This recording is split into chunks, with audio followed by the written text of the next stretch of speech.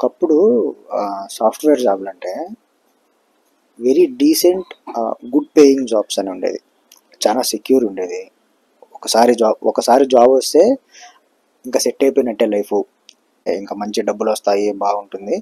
ఇంకా సెట్ అయిపోయినట్టే లైఫు అన్నట్టు ఉండేది. ఇప్పుడు ఏమైపోయిందంటే జాబ్ రావడమే కష్టం. ఒకవేళ వచ్చినా కూడా దాంట్లో కంటిన్యూ అవ్వడం ఇంకా కష్టం. ఫర్ ఎగ్జాంపుల్ ఏదో ఇన్‌స్టిట్యూట్‌లో పడి నెలలు ఆ జావా కోర్సులు, పైథాన్ కోర్సులు, ఈ ఎస్‌క్యూఎల్ కోర్సులు ఏవేవో నేర్చుకుంటూనే ఉన్నారు.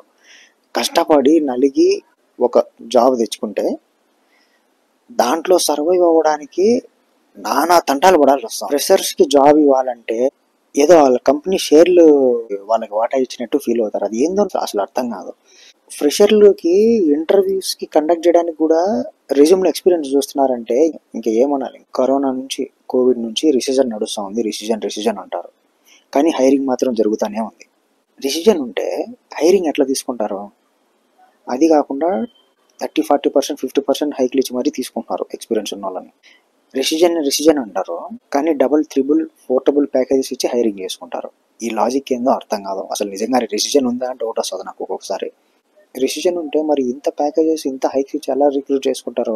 అంటే ఇది జస్ట్ ఒక ప్రాపగాండానేమో మరి. ఇప్పుడు సిచ్యువేషన్ ఎట్లా అయిపోయిందంటే ఈవెన్ నువ్వు సేమ్ కంపెనీలో నువ్వు వర్క్ చేస్తా ఉన్నా కూడా నువ్వు ఎన్ని రోజులు ఒక ప్రాజెక్ట్లో వర్క్ చేస్తావో తెలీదు.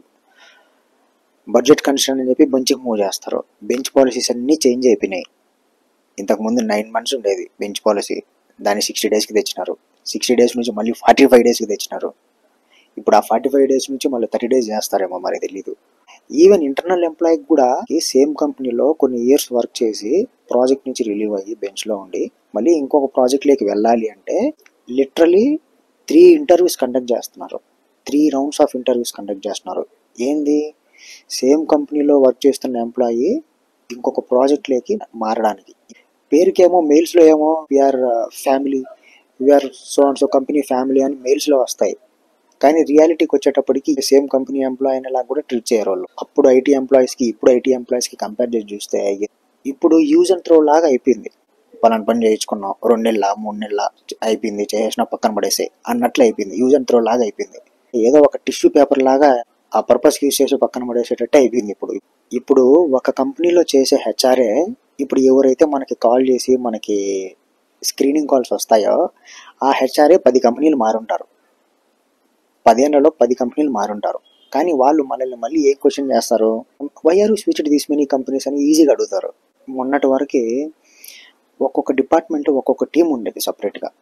ఇప్పుడు టెస్టింగ్ అంటే సంథింగ్ ఒక డిపార్ట్మెంట్ ఒక టీం ఉండేది, డెవలపర్స్కి ఒక టీం ఉండేది, టెస్టింగ్ క్యూఏకి ఒక టీం ఉండేది, అట్లా సపరేట్ టీమ్స్ ఉండేవి. ఇప్పుడు అన్ని కలిపి ఒకరి దగ్గరే చేయాలని చూస్తున్నారు. ఇప్పుడు అది ప్రాబ్లం. ఇప్పుడు డెవలప్మెంట్ ఒకటే చేయాలి, టెస్టింగ్ ఒకటే చేయాలి, క్యూఏ ఒకటే చేయాలి, అన్నీ వాటి దగ్గరే చేపిస్తున్నారు. ఫ్రంట్ ఎండ్ బ్యాక్ ఎండ్ అన్నీ కలిపి ఒకరి దగ్గరే చేపిస్తున్నారు.